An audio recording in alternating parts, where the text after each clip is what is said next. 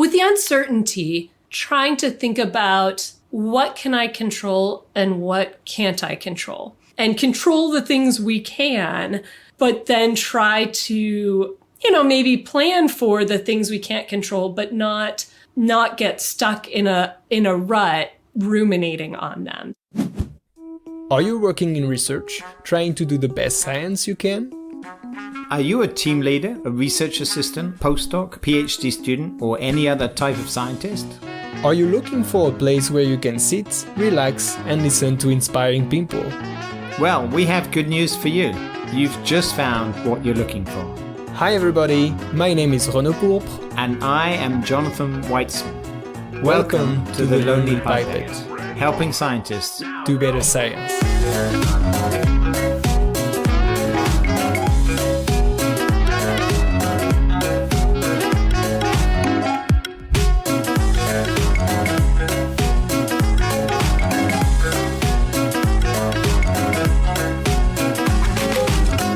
My name is Jen Heemstra. I work on the chemistry of nucleic acids in the Department of Chemistry at Emory University, and I am enthusiastic to share my tips with the Lonely Pipette. Jennifer Heemstra received her undergraduate degree in chemistry at the University of California, Irvine, where she developed a love of supramolecular chemistry. She did her PhD at the University of Illinois, Urbana-Champaign, with Jeffrey Moore. And then after a brief stint in industry as a medicinal chemist, she moved to Harvard University for a postdoc with David Liu, exploring mechanisms for templated nucleic acid synthesis. In 2010, Jen set up her own lab in the Department of Chemistry at the University of Utah. And in 2017, she moved to Emory University, where she was promoted to full professor last year, 2021. Research in her lab is focused on harnessing the molecular recognition and self-assembly properties of nucleic acids for applications in biosensing and bioimaging. Her blog, Things That Change the Way I Think, is full of career advice for scientists, and she had a regular column, Office Hours, in Chemical and Engineering News, I think until last year. She often encourages students to embrace failure in order to succeed, and she's been described as one of the most influential scientists on social media. Jen, thanks for coming to share your tips with the Lonely Pipette. Thanks for having me. It's fun to be here and get to talk with you. So we're really excited that you accepted to be a guest, particularly because you're our first branch outside of the life sciences community. So I know you work on nucleic acids, but you really come from chemistry. So that's great. This is the first time that the Lonely Pipette is talking to a chemist. So, well, that's fun. And it's funny because I have not, now we work on biomolecules, but I have not always done that. And so our lab now, we run tons of gels and PCRs and do lots of things with pipetters. But the story I love to tell my group is about how much when we talk about being able to branch into new areas of research, I love to share about how different what our lab does now is from what I did in my PhD, which was all organic chemistry. And one of the examples I use is, well, I used pipetters a lot, but we did something that would horrify all of you, which is that we use them only for organic solvents. And then I get the look of horror on everyone's face and we all laugh about it. And so I thought that was especially relevant given the title of your podcast. So that's perfect. Probably, I don't know if this is the one reason you accepted to to come to talk with us today, but for sure, we are super happy that you're here with us today. So you may not be used to our podcast. You may not have listened to some episode, but we have a special question to start with. We call it a bit the superhero question, or I don't know, the origin story. We want to know how you decided to become a scientist. Well, how I became a scientist and how I became a chemist are a little bit different. So I can talk about how I became a chemist later, but how I became a scientist is actually because maybe not completely because, but kind of, it was a series of events that was set off by my 8th grade science teacher saying that I was bad at science. And the way that this manifested itself is that when I was about to start in 9th grade, this is where in the US you bridge from junior high up to high school, or at least where I lived. And I had to wait in a line for my guidance counselor to pull a little, this was like the 90s, pull a little 3x5 card out of a box and tell me whether or not my 8th grade science teacher had said that I was good enough at science to be able to take biology in the 9th grade. Because if you were good at science, you could take biology in 9th grade, then do all of the advanced courses. And if you were quote unquote not good at science, then they sent you off to take some other elective and you went into this more, remedial, minimal track of science classes. And I saw all my friends coming back in line after they'd been to the front and saying, oh, yes, I'm taking biology. Yes, I'm taking biology. And I thought, well, I was really good at math and I knew that. I thought, well, I thought I was really good at science. So awesome. Can't wait to take biology with you all. And I got to the front of the line and my guidance counselor pulled out my card and she said, you are not approved to take biology. And I just like that shock of like, well, wait, certainly you must have the wrong card. She said, no, your 8th grade science teacher said that you were not skilled at science. So let's talk about what else you might want to take instead. And so that was a big moment for me. I mean, thankfully, I had not really built an identity as like, I want to be a scientist, but it was still really disappointing. So I went and took typing instead, which actually, as a faculty member, is probably one of the most useful classes I could have possibly taken because I probably type tens of thousands of words every day. I feel like I need a tracker just to find out what that actual number is. And 80% of them in the form of emails, sadly. But what ended up happening is that I was taking this typing class, but all my friends who were in biology, a lot of them had joined this group called Science Olympiad, which is this after school club where you study different topics and then you go and you do this competition against other teams from other schools.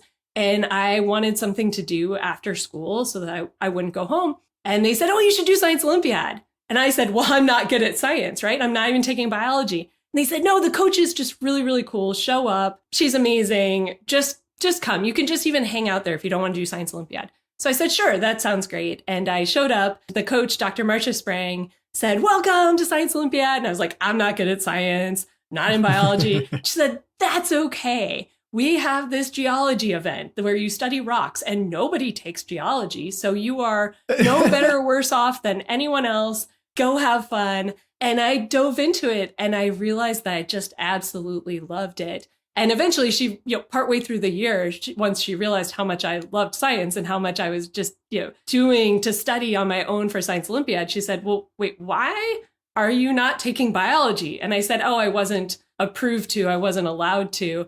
And she gave like the hugest eye roll ever. It was like, oh, that's ridiculous. We're going to fix this. And we worked out a way that I could kind of double up some of my classes and still get to take all the advanced classes. But the more important thing is that I don't know if I would have loved science as much if I'd been told I was really good at it. If I was told I was really good at it, I would have been like, oh no, people are expecting me to do well. This is something I have to do. I should do Science Olympiad. But it was an opportunity, one of those rare opportunities to go and do something where no one was expecting much of me. Yeah. But then I discovered that I really, really loved it at the same time. So that kind of high amount of passion for what I was doing, but also low external expectations. And given my personality type, that was like the perfect fertile soil for me to fall in love with science and decide I wanted to become a scientist. Do you still have that when someone says no, that makes you more motivated? You go there. Oh, heck yeah. Like grants or editors or... Yes. Oh, yeah. If someone wants me to do something, they should probably tell me I can't. You can't do. To which then my group members, of course, think up all sorts of creative things they want to tell me I can't do. But I'm like, no, it doesn't work that way. Actually, we were out on a rock climbing outing once with my lab because I'm a rock climber. And we were coming back up at the end of the day. And there's this one climb that looked kind of fun. The people who had just climbed it, they said, oh, yeah, this one's kind of fun, but you have to have what's called a stick clip where, you go up and you clip the first draw the first carabiner with your rope ahead of time because the bottom was really, really kind of slick and supposedly dangerous. And they were like, oh, yeah, but you're not going to be able to do it without a stick clip. And we're leaving and you don't have one, so you can't do it. And so I looked at it and I was like, well, that don't look so bad. We've got some crash pads because we've been bouldering. I was like, let's put down the crash pads. And I went right up and I did it. And I clipped the draw. I was like, you don't need a stick clip. And apparently my group members told me later who were there, they said, oh, yeah, you should have seen your face when those other climbers said, you can't do this. They're like, we all looked at each other and we're like, oh, this is happening now, isn't it? So I was like, wow, you all know me so well. Am I that transparent?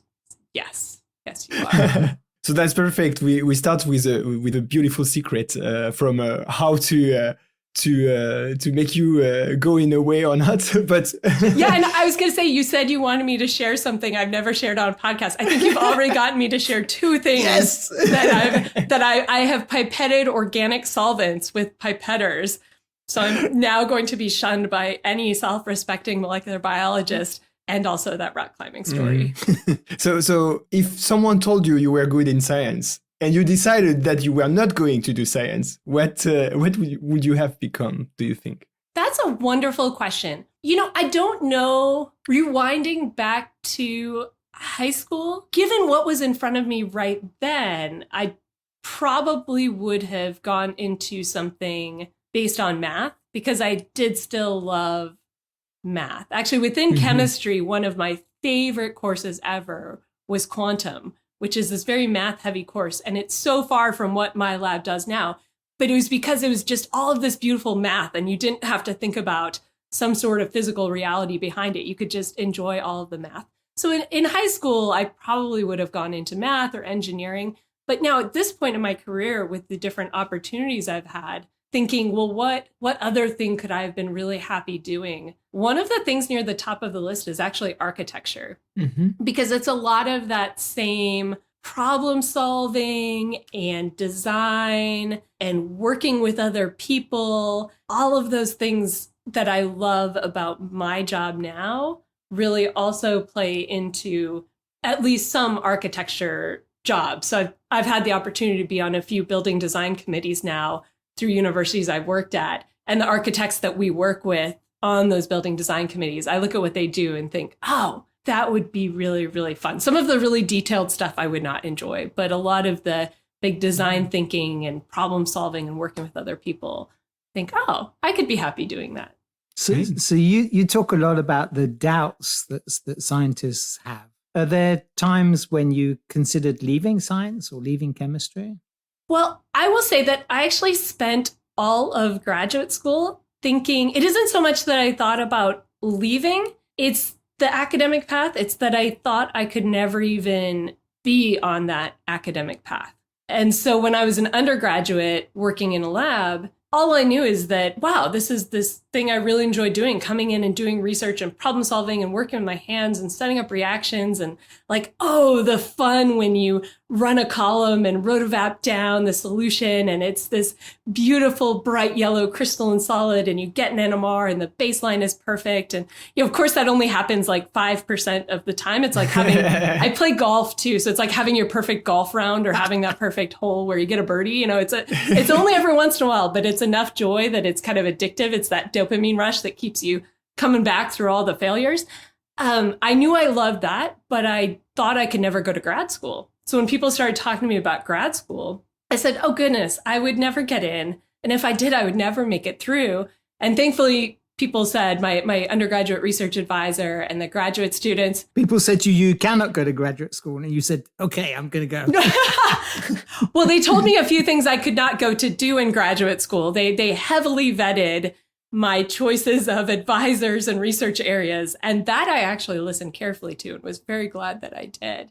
But no, actually, in that case, I did need someone to say, no, you should really do this. And so I went to graduate school and had a blast. But the entire time, all through that, I knew that my dream job was what I'm doing now, to be a faculty member at a research university. But I always looked at what my own advisors did and just thought, there is no way that I could possibly do that. So between that and then also just some kind of expectations in the faith tradition that I was brought up in about what women's roles should be and whether or not, you should work outside of the home even or have this more ambitious career. I just thought between all of those things mixed together, this career path was absolutely, completely unattainable. And it took a lot of different, some of them quite traumatic events, actually, to really shatter my worldview first, to make me think that this was something that I could have.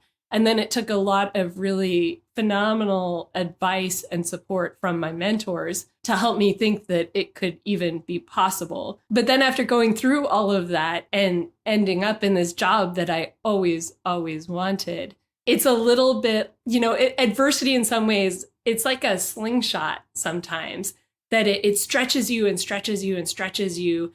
And it's so painful. And sometimes, tragically, you just stretch to the point that the slingshot breaks, especially if you don't have the right support network around you. But in cases where adversity stretches you and you still have the support that you need in order to not break, then when that adversity is released, it's like you're like the stone coming out of the slingshot, and you come out of it with way more energy and drive and focus than even before, feeling empowered, feeling fearless. So some of the things I've gone through, when I've thankfully been very fortunate and had the privilege to have phenomenal mentors and a phenomenal support network around me who helped me get through those things.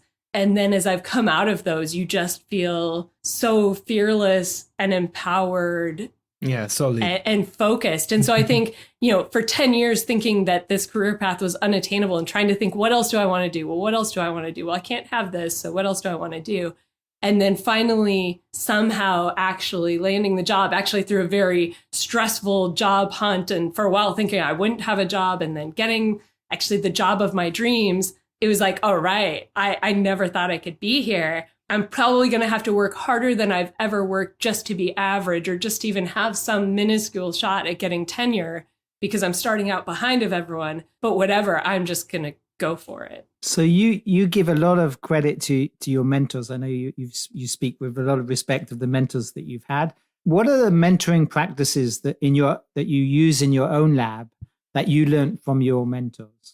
I would say that one of the really important things actually maybe the most important thing that I've had to learn about being a mentor is that the sorts of mentoring that I wanted or needed and still need are not always the types of mentoring that every person in my research lab wants or needs. Can you be more specific about that? Yeah. Well, one example is that I am someone who already puts a lot of pressure on myself. I'm very driven by trying to get things done very, very quickly and efficiently and trying to maximize productivity. Actually, just learned in the business world, there's this thing called Six Sigma, and it's all about process and optimizing process. And I heard someone talking to me about this. I was like, you have just explained how my brain works. So you're telling me not all people think like that? I always thought, I'm someone, you give me a list of errands and I'm already planning out, well, how can I put these in order so that as I drive, I only have to make the right turns and I avoid all the stoplights. And when I do go to the grocery store, how can I move through the aisles as efficiently, as quickly as possible? And I'm going to keep an eye on all of the lanes in order to make sure I end up in the one that has the fewest people. And I'll be calculating in the back of my head as we go. I was like, wait, not everyone thinks like that. I am not like that. No, I'm the complete opposite of that. My spouse is as well. I get the list. I'm like, so what order are we going to go in? So can Max, he's like, I don't know. I don't care. Do whatever you want to do. Did you have experiences that you realized that the people in your lab were maybe not like that and maybe needed something very different? And how did you adapt? How do you adapt to different needs? Honestly, it was just people in the lab telling me. It was once people got up the Jen, courage calm to down. say, well, no, it was more that, so I'm like that. And so my PhD advisor, I think, saw that in me. And also I am fiercely independent. I crave autonomy. Like I want to know I have help when I need it. Like I have the phone a friend when I need it. But mostly I just want, it's like, no, let me try it first. Let me try it first. Don't show me how to do this. I want to try it first. And I've probably been like that since I was about 2 years old. I think my mom would tell you. And I think my advisor saw that and realized, and I came into, actually because of how I found my major in undergraduate and decided to do things, I came into graduate school with a privilege of having much more research experience than was probably typical at the time. So for me, my graduate experience was to come in and arrange with my PhD advisor, like, okay, you're going to give me a project. And then I think we just both tacitly agreed, I got this. Just let me run with it. Let me do my own thing. Let me kind of operate as this little mini PI within your lab. And as long as the funding is coming in and, thank you for the funding and I can buy supplies and I will let you know when I need stuff. And that was so perfect. And that was exactly what I wanted. And I had a phenomenal mentor who knew how to give me that space and still be there to support me. And because that was so much fun and so motivating for me, I assumed certainly everyone in my lab, this is what we'll have in our lab. We'll, just give people tons of autonomy and everyone will have a blast and it'll be great.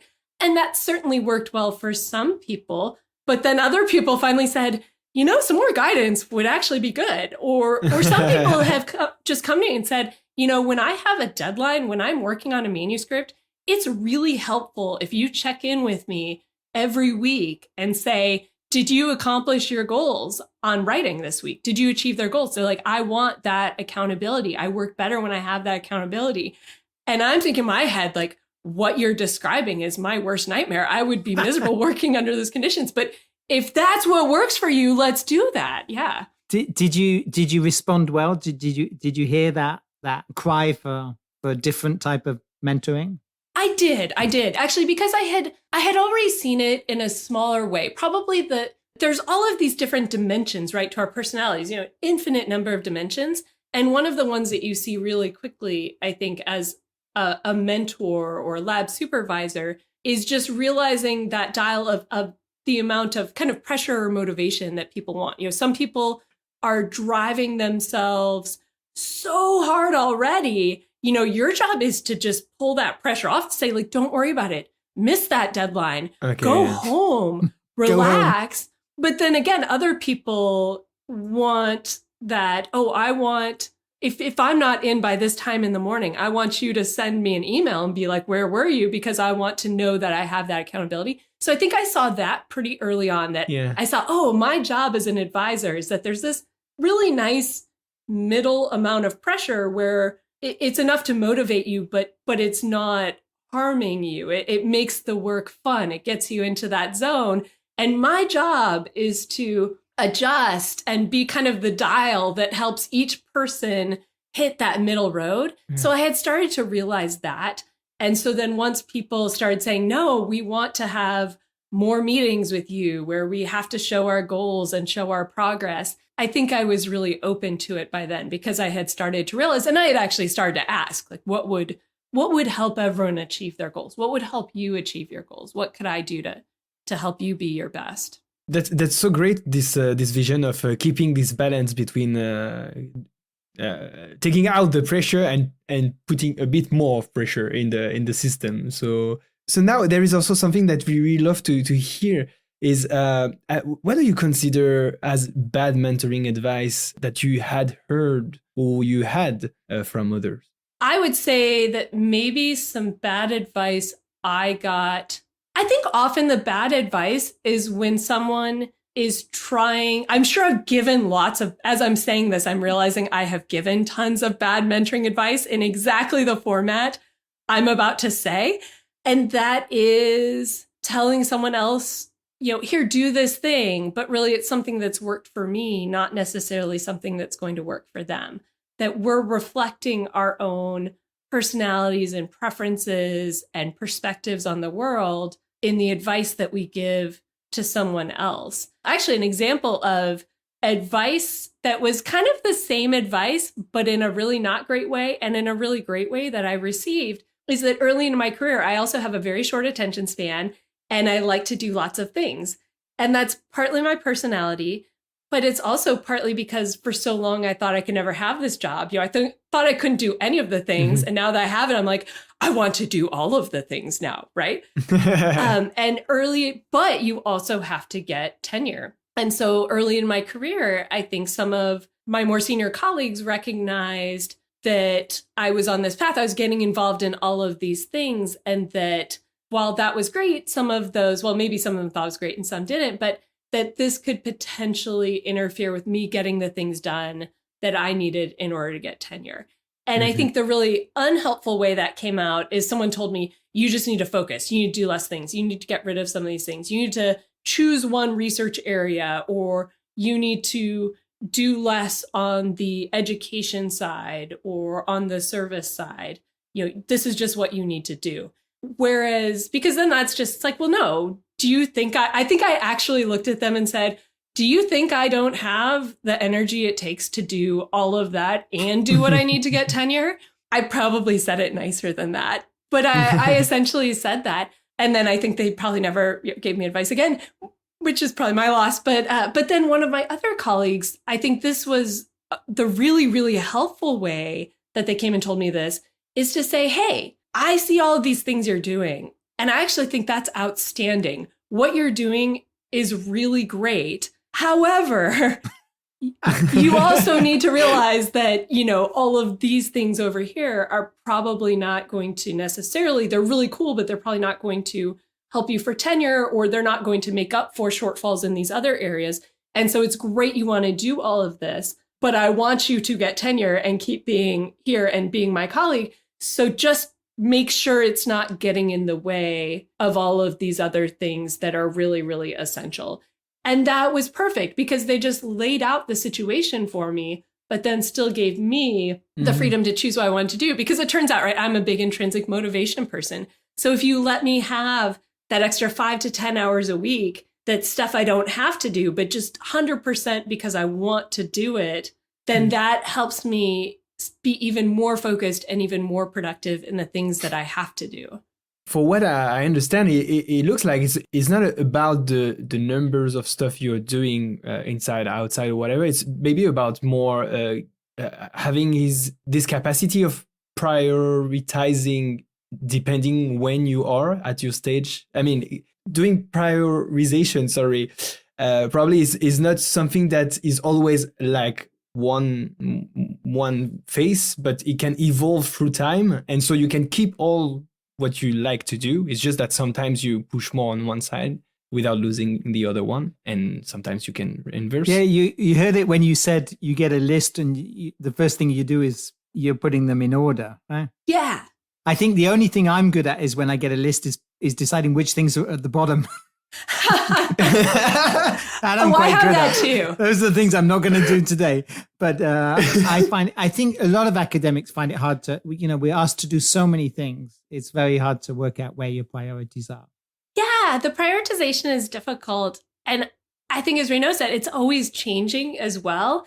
I don't know how much you all feel this, but you seem like change makers in academia or people who are innovating in the ways that you're thinking about doing things. The fact that you're doing this podcast shows that you are innovating and putting time into things that you think are meaningful, but are not things that people in your roles traditionally do. And from that perspective, something I found, and I'm curious if you feel this too, is that there's always this sense of, how do I do enough of the traditional stuff that I'm supposed to do, or do my job enough the way that I am quote unquote supposed to do it in order to be successful within this system and structure as it exists right now, but then do enough stuff differently or additionally that is not part of that system and structure, might not be valued by it or might even be opposed by it, but that's really personally meaningful to me and might be also contributing to hopefully changing that system and structure for the next generation of researchers.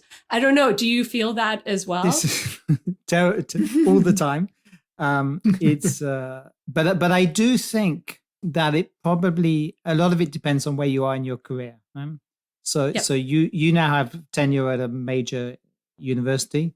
So this gives you a massive luxury to be able to make a lot of choices, and maybe you'll invest differently. I'm in the French system. There's a lot of pressure to do a lot of things at the same time, but they're not all given the same value when it comes to promotion, getting money, etc. So it's very complicated. Yeah. I was just going to say, that's your point about tenure. That's exactly what I was saying. Is like my colleague's advice to me was like, okay, within this tenure time, like, you need to really focus on kind of work, do your other stuff, but really work in the system, and so that you can stay in the system and then you can have much more autonomy. I also, so I think that's very much true. And the other thing, so I do a lot of interdisciplinary research and a lot of science community, a lot of other things. I think I can do that to some extent because the lab is running well, and because we're publishing and because we're bringing in money. So there is always a fear of spreading yourself too thin and then and losing credibility because you're not publishing, you're not doing the classical things that you're supposed to be doing. So when you recruit students, if you see a student or a postdoc who's like you, who's like, well, is that what you're looking for? Or do you say, oh my God, another me, so how do you feel about that? I would say we try to keep that one neutral because we think that great teams are made up of people who have all of these different perspectives and different ways of seeing the world and different ways of working. And that if we only try to recruit a team of people who are like me, then that's like just a real loss, both because as a team, we're not going to be as effective. And also because we're just going to miss out on like 90% of the really talented, driven, motivated people out there. So we definitely have things that we think about when we're recruiting. The kind of tensions we've faced as we've tried to get better as a group at articulating what are our values, because then that helps us make more equitable decisions about who we want to recruit to our lab. That in the absence of articulating those values, you're just saying, well, do we like this person or not? Which then is rife with implicit biases. It's rife with how people navigate hidden curriculum. It's just not ideal. But then as we articulate, well, here's the things we value. Here's the type of people we want to recruit. We've had to be really careful not to then create that in a way that, exactly as you said, we're only recruiting one, kind of type of people, but rather, how do we do that in a way that we're intentionally recruiting, we're actually creating space to recruit people who want to value lots of different perspectives and want to collaborate with people who are different than them and want to cultivate an inclusive environment and want to collaborate and want to innovate and want to cross disciplinary boundaries. Those are some of the things we've been able to say, okay, well, here are some values that seem like things we can look for universally in people we're recruiting, but it doesn't limit us to one type of person. It actually creates space to be able to recruit a really diverse team. Who's the we? Because I noticed when you said we used moved to MRA, you always use the word we. Because I heard you give a podcast where you said that you were getting several offers from different places, and you said we hadn't decided. Who moved with you? Quite a lot of the group members did, in fact. It was a little bit tougher structurally for the undergraduate students to move, right? Because it's changing their enrollment. Although actually one of our undergraduate students then was able to come and do a summer with us at Emory, which was really, really fun. But it truly was a group decision. And this is maybe one of the things that I do differently from a lot of, I definitely do this differently from what the traditional academic system dictates, but it's one of the really, really important things to me is that everyone in my group, we are colleagues and we are equals. We have different responsibilities. I certainly then do have this sort of evaluative role. I'm also, very aware that there is a power structure in academia. I feel like I spend so much of my energy just trying to rip down that power structure because I despise it. And I wish I didn't, exist in that power structure. I wish we truly were equals in the academic system, but at least as much as possible, when we all walk into a meeting together, when we all walk into our lab, I want as much as possible to create a situation where we truly are all equal. And so when we were thinking about moving, the group all weighed in on that. They got to take a look at what the options were, and we had tons of anonymous opinion polls and votes. And, I gave the decision to the group. And then at the end of the day, they gave it back to me. They said, well, we're in grad school for 4 years or postdocs for a few years, and you and your family are going to live with this decision for, a lot more years than that. You're moving forever, for a lot of your career. And so you should do what you think is best for you. But in fact, we all arrived at the same decision because they all thought about the decision in those terms. They said, well, okay, maybe this option would have been more fun for us for a couple of years, but really this option is the thing that is in the best interest of our lab for the long term. And that was exactly what I had seen too. And so we made the decision together. It was a lot of fun. So I heard that you said that there are traditional and non-traditional way to do some stuff. Do you have advice for students to on how to find a mentor? Is there an untraditional way to do that, or? I don't know if there's an untraditional way to do that. Well, actually, I will say I found my mentors or kind of joined my PhD lab and joined my postdoc lab, I will say in probably untraditional ways. And that was through networking. And I think one thing that is really powerful now that didn't even exist then was social media, and that things like Twitter can be a powerful way to network with people in advance of trying to get a position in their lab. And it's helpful because the interviewing goes both ways. You're trying to get to know them and create a positive impression with them, but you're also looking at who they are in that space and looking at what's happening in their lab and how people interact with each other, and able to think about whether it's a place that you are going to be happy and successful as well. So I think that can be powerful. And something that I always recommend when you're thinking about a lab is absolutely talk to current group members, and if possible, talk to former group members and ask really, really specific questions. Rather than asking, are they flexible about work hours, or are they a good person to work for? Ask things like, how do they react when you have a failed experiment? What is their policy about taking time out in the afternoon to go to a mental health care appointment? Or what did they do when you had a personal family emergency? I think those sorts of questions really get at whether it's a place that's going to be a supportive place. So we found a quote from you. You said, "I'm convinced that the value of my life will not be measured in awards or accomplishments," and presumably publications as well, right? Yeah. Something that I've heard you speak about a lot is the fear of failure, and how we need to acknowledge more the fear of failure and find ways to incorporate that into our training and learning.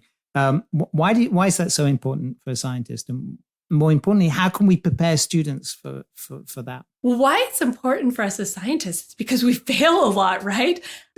I mean, maybe other people don't experience this, but I feel like 95% of what I did in grad school failed. And so if we're in this job where 95% of what we're going to do is fail, then we probably ought to really think about how to get good at failing, or how to at least not fear it. And so this is actually the how do we teach this to people is why we started FlameNet, which is this now big nationwide research collaborative network that's really devoted to that question. And it's complicated. And so we support a ton of people doing research into how do students even think about failure? How does that then intersect with their science identity or their sense of belonging and their retention in STEM? And then how can we change what instructors are doing in the classroom or what mentors are doing in the lab?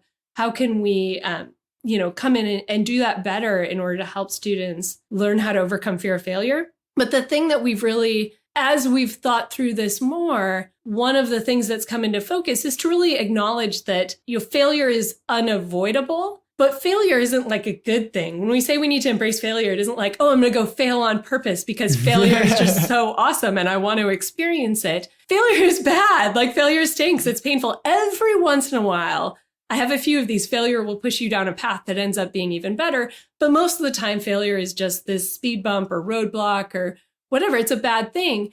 But the key is that if we are afraid of failure, that leads us into doing things that actually make us more likely to fail. And so if we can confront that fear of failure and overcome that fear of failure, or at least develop comfort with the fear of failure, coexist with it, then that leads us into a set of actions or behaviors or ways of thinking that makes us actually be more likely to be successful. And so that's the real goal, is not to fail more often, but to develop a comfort with failure so that we make choices that actually make us less likely to fail. 2 years ago, just before the pandemic, we had our Christmas party in the department, and every team had to prepare a poster. And so I said to my team, why don't we prepare a poster with all the failures of the year, celebration of failure? So we put up on this big poster that we stuck on the door, we put up all the gels that didn't work and the rejection from grants and the rejection from editors, and just like everything we could find linked to failure. That was pre-COVID. I love that so much. That is so good. When then success appear, sometimes we are like almost not able to enjoy it, or sometimes not able to recognize it. So it drives me to the imposter syndrome idea. Maybe you can help us also to dig into this topic, but it's a phenomenon that question our value as a scientist, as a human being. And so how can we recognize it? Because sometimes it's not easy to see that we are suffering from this. And how can we fight it? Well, one thing I feel strongly about on imposter syndrome, and I feel like I always have to preface anything I say about imposter syndrome with this, is that the sense of imposter syndrome that's probably inherent to all of us or to most people. And that's something that we can work to fight. But there's also a heck of a lot of imposter syndrome that is created because we work in places that are still rife with biases, with sexism or racism, which then leads to tokenism, and that all of those things, all of those injustices fuel a lot of what we call imposter syndrome. But then so much of the content on imposter syndrome is like, here's how to do the work within yourself. But we so rarely look out and say, no, we need to fix the system as well that's driving this. So I always want to acknowledge that before we dive in, that a lot of them, we have to keep fixing the system. And a really good, for anyone who's listening, who wants to be part of doing this, we all have the potential that anytime, just a really simple little thing, anytime you're in a conversation and you hear someone start to say the words, well, so-and-so person only got that award / fellowship / whatever because they are a fill in the blank, to be an ally in that moment and say, wait, no, I think what you meant to say is they got that award because they're amazing at what they do and they've contributed a ton. Because it's things like that. It's the culture where, I don't know, we have a culture where people feel comfortable saying those things because they do say them. And that's so unacceptable. And that drives then a lot of imposter syndrome, right? How are you going to not feel imposter syndrome when you've heard those words? And so that's one of the things we really need to work on. And there's tons of forms of that, just not seeing representation, right? So in the United States, we do not have the same racial and ethnic representation among faculty that we do among students. And then that's not even representative of the general population of our country. And so if you're a graduate student and you don't see any faculty members who look like you, then that's going to drive a lot of imposter syndrome. And that's not, something we should be teaching people how to fix within themselves. It's like, no, we need to fix the system that is broken, that is making that be that way. And so I always have to say that. And so for all of us, we can be working to fix the system. And the more power we have, so Jonathan, people in our positions, and then people who have even more power than us, the more power we have, the more responsibility we have to be doing that. At the same time, there's certainly things we can do. And a lot of the advice I give on this is about just recognizing it's actually really similar to cognitive behavioral therapy, recognizing those false imposter syndrome thoughts that you have, those cognitive distortions you have of, say, comparing your CV to someone else's and minimizing the importance of areas where you're strong and maximizing the areas of the importance of the areas where you're weak or where you're not as good as someone else. And if you can start to recognize those cognitive distortions, then you can start to correct them and say, oh, wait, no, I'm minimizing the importance of this area or maximizing the importance of this other area rather than viewing these in their context. Or I'm comparing my first draft to someone else's final product. And yes, as a first-year grad student, I don't know how to work the HPLC as well as that person, but that doesn't mean I'm bad at chemistry. That just means they've been here for 3 years longer than I have, and I'll get there too. So I think it's recognizing those ways that we distort reality in order to drive that imposter syndrome narrative, and then learning to counter those. And if possible, having people around us, having friends where we help each other recognize and counter those as well. Great. There is also one other thing that we've seen that you have your thought on is about all the process of decision making and coping, as you have written, coping with uncertainty. Because I think most of the scientists have all at one time of their career this problem of coping with this. What would you tell to our listeners that are now dealing with this kind of uncertainty problem or decision-making problem? I think two things that have helped me a lot are with the uncertainty, trying to think about what can I control and what can't I control? Because really, even when we don't feel uncertainty, or even, we're in a pandemic right now, obviously, right? So there's a ton of uncertainty. But it isn't that there wasn't uncertainty before the pandemic. We just didn't think about it as much, right? I left for work in the morning and I felt certain that I would have a home to come back to. But that was a false sense of security, right? Because someone might have driven down my street during the middle of the afternoon, run into a power line, knocked it over onto my home, and, then I would not have had a home to come home to. Yeah. And that was something that could have happened, right? But I didn't have a sense of uncertainty because it wasn't so right in front of me. And so the more we can, and I couldn't have controlled it anyways. I'd have said, well, unless I'm going to sit in my front yard and try and stop a car that would do that, I can't control it. I can just say, well, yes, that might happen. And that's why I have homeowners insurance or whatever.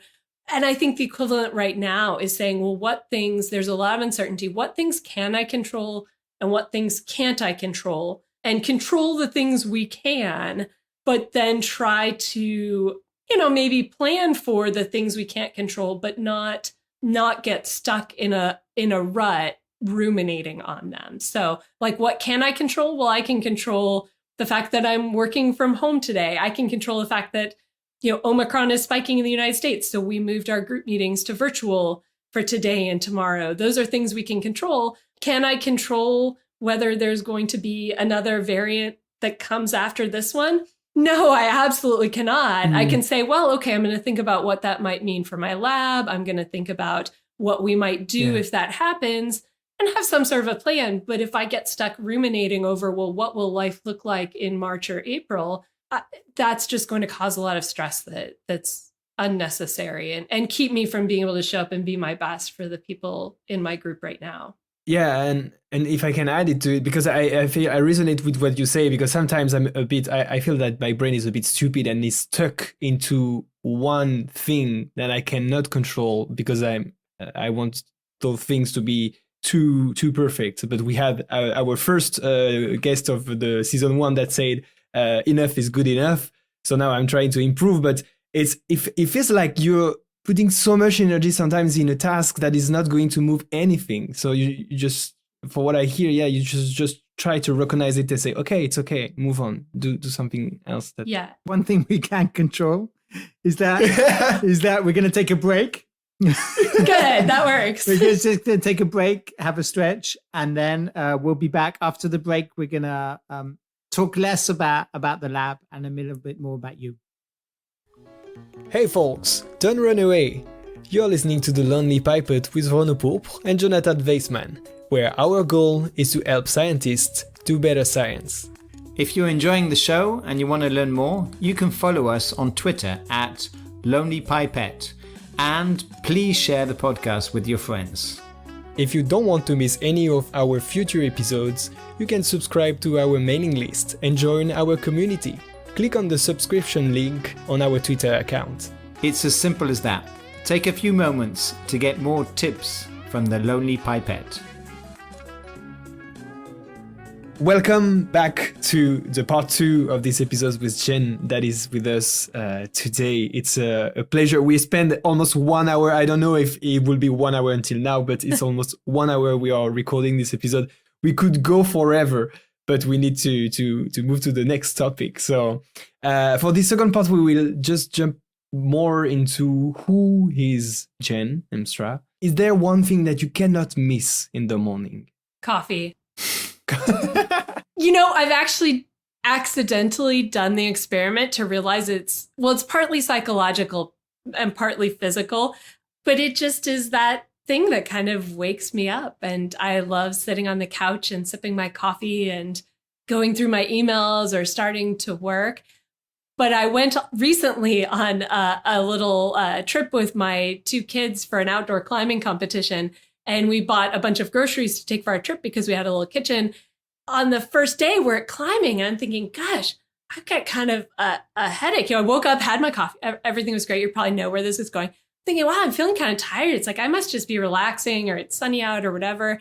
And then we got back and I fell into bed and took a 2-hour nap, which I almost never do. And then the next day again, we got up and got ready and everything as usual. And we're driving home and I'm thinking, gosh, I've got kind of this headache. And it dawned on me, and we're parked because we took a little hike. And I walk to the back of the car, open up the hatchback, pull out the bag of coffee and look, and it is decaffeinated that I accidentally bought. Because I was so intent. I was like, it's October. I'm going to get pumpkin spice coffee because that's, the thing we do in October.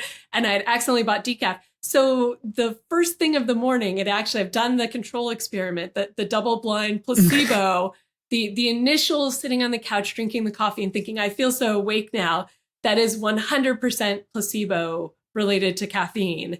But then I will feel it later if I don't have so actually, I'm going to ask the question we don't normally ask, which what's your wind down routine? Like what happens at the end of the day? Because are you asking that because you realize I clearly need one? There must be something. Yeah, I do have. Well, so I on my way home from work. This was a hard thing during the pandemic. Is that for me, my drive home from work? It's not particularly long. It's about 15 minutes. But that's my time to decompress, put everything in order from the day. Like, what did I get done? What did I not? When's that stuff going to happen now?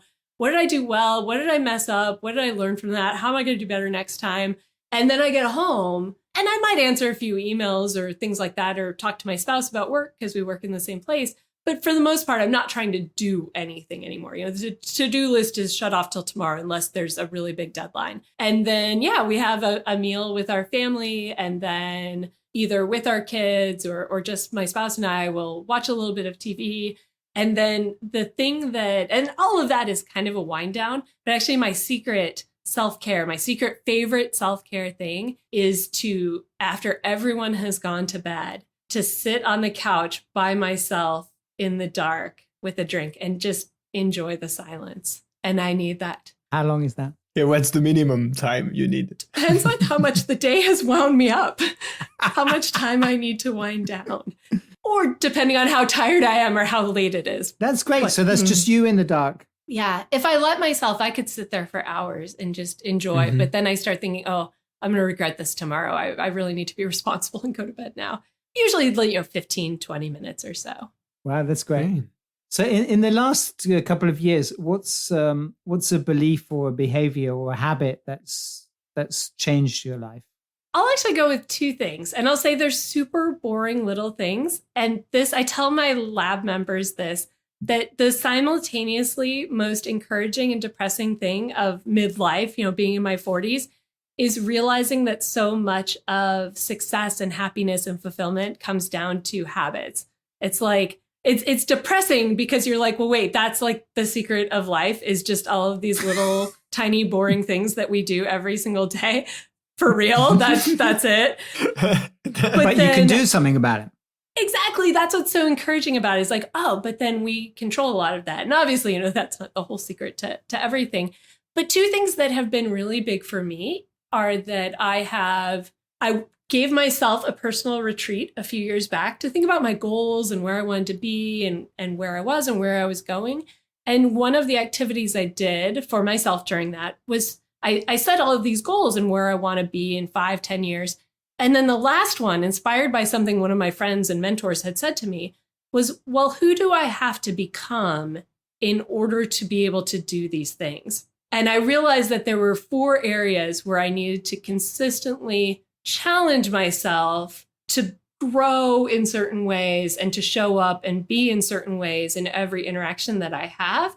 And so I put like 2 words to each of those. And then there's a whole lot else that's behind it and sentences and questions and things. But then every morning, as I'm kind of finishing my meditation time, I think through those 4 things. And then they stick with me sort of throughout the day. So that's one really intentional thing. And then my morning exercise, unless it's a really hard workout, sometimes it's just a brisk walk, sometimes it's a run. But if I'm running or walking, I brief myself on my day. So I'm not important enough to have like a chief of staff, like presidents and stuff have. The presidents have these chief of staff who come in the morning and brief them and say, okay, your 9 a.m. meeting is this, and you need to know this for it. And your 11 a.m. is this, and you need to be ready to do this. And then we're going to there, and you need to do that. And so I'm not important enough to have someone who does that for me, obviously. So I just do it for myself. And so as I'm out working out or walking, I'm thinking through, okay, my 10 a.m. is this meeting, and what do I need to know for that meeting? And what is there anything I need to think about in advance that I need to decide for that meeting?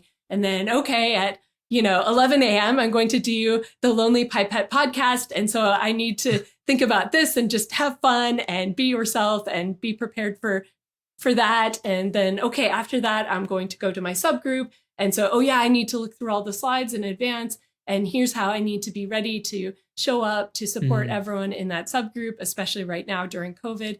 And so I just brief myself through my day in the morning, and it just helps me feel ready. And often it helps me think through something really important that I need to think about in a meeting. And that probably helps me to not have to worry about thinking about it in all of the days that led up to that. Would you mind sharing what the 4 words are? Yeah. Well, actually, okay. So I won't share all of them, but I'll share 2 of them with you. 2 of them are go last and trust big.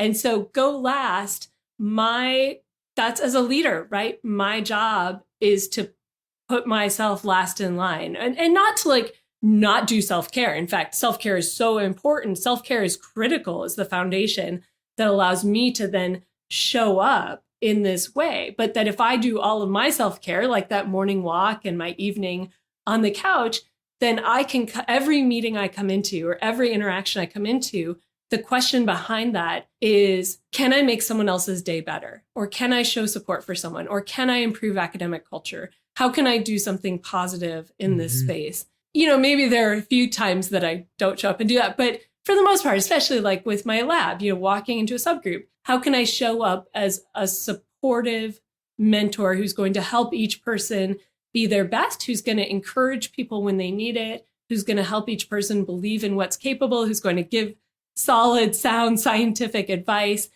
So that's a big one for me. And then the trust big is just, am I not doing something because I'm afraid I'll fail? Am I making decisions out of fear rather, because often I'll make a decision that's really out of fear, but I'll tell myself that I'm doing it because it's time management.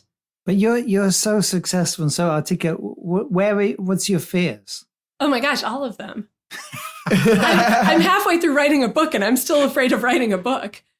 So there you go. But don't tell me you're still afraid of podcasts. No, well, okay. I mean, it still makes me a little nervous, right? Because I know that I do best when I don't know the questions in advance, but then that's also a little bit scary. Outside of science, do you have an individual, a celebrity, or anyone that inspire you for your life and your work, but outside of science? Oh, I have a lot of those. Some of them are they're not celebrities. They're just normal people who are friends who inspire me as mentors. Sure. But one person who is, I think is a celebrity in my area or area of hobby is Lynn Hill. And so Lynn Hill is a rock climber.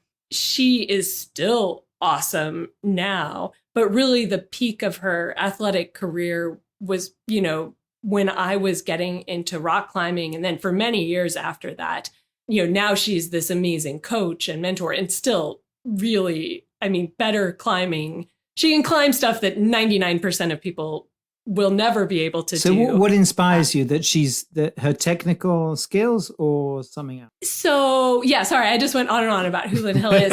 But what inspires me, and I probably felt this when I was getting into rock climbing, was also the time that I was getting into science. And science, was and still is, but definitely in the 90s, was a very male-dominated field.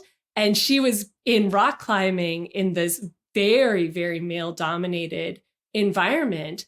And she showed up and was unapologetically, uncompromisingly herself, but still found a way to integrate into that culture and into that activity and just absolutely dominate at it. And so one of the things that she did that is so notable is that she was the first person to free climb the nose on El Capitan. So it's not free soloing. It's where you still have rope, but you're only using your hands to do the climbing. She was the first person, male or female, to free climb it.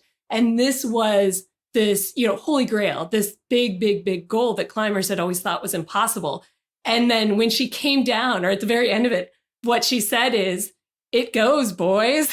And I thought that was so, for a teenage girl going into a male-dominated field, I was just like, oh, that is really awesome. I don't know if I'm allowed to say this word, you'll edit it out, but that is so badass. Oh my gosh, I love it. And I want that energy. But she was just herself. She didn't feel like she had to, she didn't try to act like all of the people around her. She was just her and was so amazing. And I thought that's how I want to be. So can you think of an achievement where you got that you're particularly proud of because you got that energy of just being yourself? I don't know if it's an achievement, but really just, I feel like going to work every day. I like to think that I don't do this faculty job like a lot of people do, that I'm trying to just be me. I certainly learn a lot from people around me, and I share ideas and I get inspired from what other people are doing, but that I show up every day and think, how do I want to be as a leader? How do I want to run a lab? How do I want to do research? And I don't feel the pressure to try to do that the way that it's always been done. In fact, I purposely want to do it differently than the way it's always been done. But that's part of my personality as well. I can take you to that exact spot in my personality inventory and be like, yeah, that number right there. I will do things differently to a fault. Like I will do it differently, even if it's not better, just because I want to be different. So you're doing all these things. You're running the lab and you're doing all this mentoring and all these 15-minute. And then we heard the rocks climbing, the golf, and you have the book. You have 2 kids. And how does this all work? Like you have the same 24 hours as the rest of us, right? How are you balancing it? How are you getting balance? Well, I'll say I think balance doesn't exist. It doesn't exist. Yeah, Nalini Nadkarni, who was one of my colleagues at University of Utah, she said, there's no such thing as balance or trying to find balance. Just try to avoid imbalance for too long. I was like, it's like, if you've ever been on one of those like exercise contraptions, it's like a board with like half of the Bosu ball underneath, right? And you're like trying to balance and you never hit perfect balance. Or if you do, you flinch and then you're like, trying to adjust. But rather it's just this constant series of negotiating. Oh, this will be an intense week because I have a grant deadline. So maybe I'll work some late nights this week, but then I'm going to be intentional in saying no to other things so that I can carve out the time I need to be with my family, and next week, then I'm not going to feel bad at all that I got into work at 10 a.m. on Tuesday or something like that. So I think it's navigating that. I think every person finds their way that they manage their time. For me, it's probably 2 things that are deeply embedded in my personality. One is what I talked about earlier, that I am that person who is hyper-focused on efficiency, that I can structure my day around how do I be as efficient as possible. It's like when I was a graduate student, I always said never not be doing something, right? If I was running a TLC plate, which takes about 1.5 minutes, I think, oh, well, I can wash 3 round bottom flasks in that time, and then I don't have to do dishes later. But I think for some people, if you're not wired that way, I think that trying to think that way is so exhausting, it's counterproductive.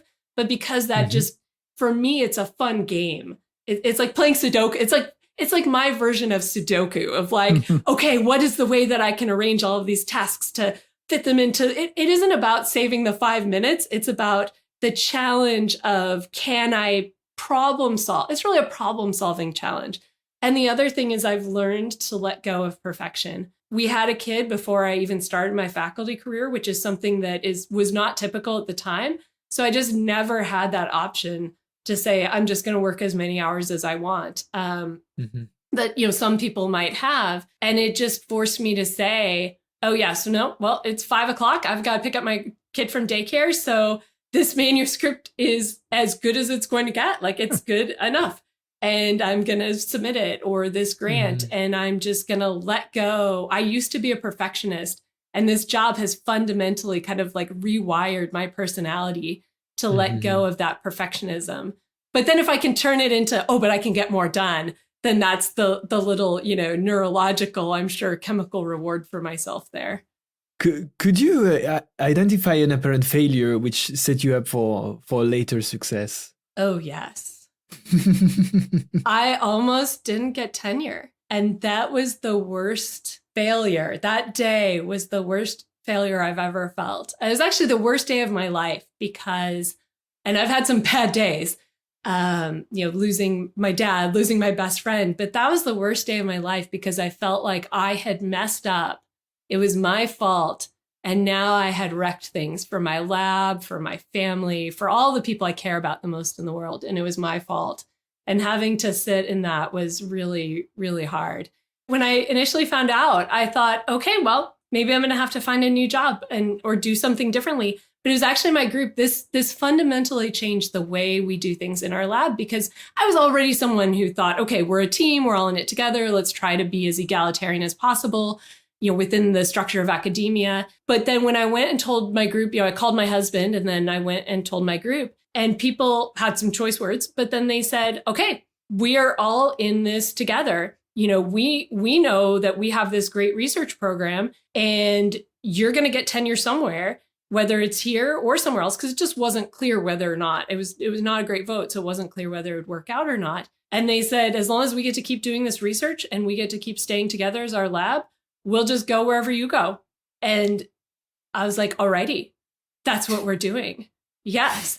And it was one of the most humbling moments of my life because just to have a group of people who owed me nothing, show up and show that kind of support and loyalty to our team. I said, okay, well, yeah, that's what we're going to do. But then, coming out of that, there would be no me on Twitter. I wouldn't be here doing the podcast. I wouldn't be doing most of the things I'm doing, actually. That was one of those experiences where because I had an amazing support system through that, I really had a lot of privilege of support. It was that slingshot. It stretched me and stretched me. And because I was able to come out of that successfully, it really just made me fearless. It was like, well, I've been through that. So what do I have to be afraid of? I'm wildly open to feedback. Nothing offends me. What worse failure could I possibly have professionally? Thanks for sharing that because I think people need to hear that. And thanks for opening up to the vulnerability of that. So we have a question. We're going to start to wrap up. What advice would you give to yourself if you met yourself 20 years ago? It would be to realize that by the time I'm reflecting on the value of my own life, all of the people who are speaking into it now, their expectations or opinions about what I should do or what I need to achieve or what I need to prioritize, most of those voices won't be there when I'm reflecting on what I've done. It will be me and what I value, and that I will be comparing what I've done to my own expectations and what I hope to achieve. And so I should be making decisions in that way, to not try to make your decisions based on other people's expectations. Wow.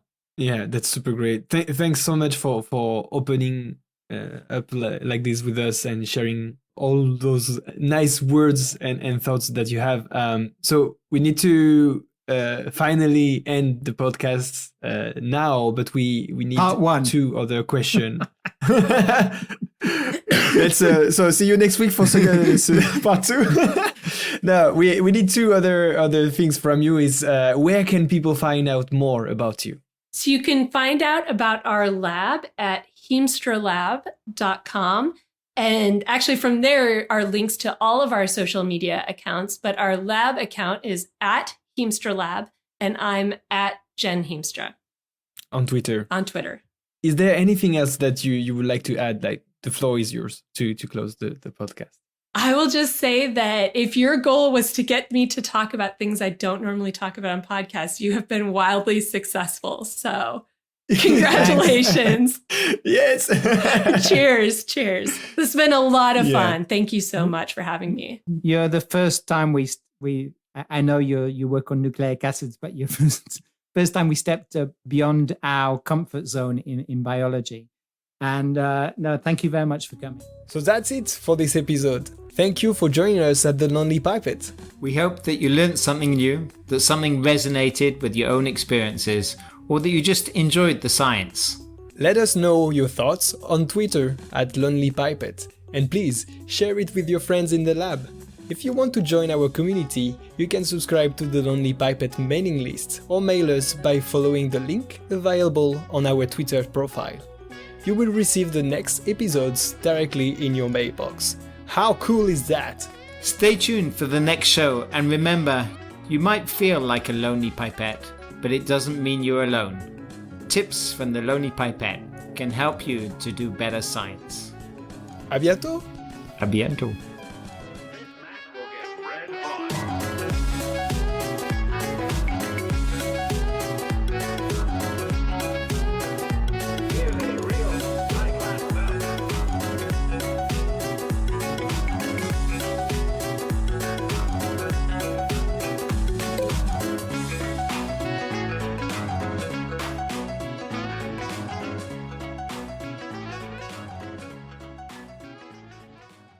Hey guys, one last thing to finish up. If you like the soundtrack of the show, you might want to know who is the artist behind it. The song is called Lovely Swindler by Amaria, a talented French artist who composes electro swing. We are really grateful for allowing us to use it, and if you like it too, the best thing to do is to share it. Thanks again, and see you soon!